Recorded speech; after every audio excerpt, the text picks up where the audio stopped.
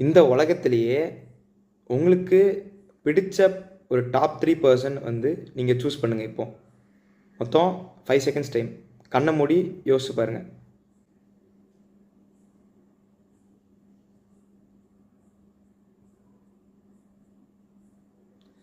Okay, எல்லாருமே உங்கள் top 3 நீங்கள் மோஸ்ட் லவ் பண்ணுற பர்சனை சூஸ் பண்ணியிருப்பீங்கன்னு நினைக்கிறேன்.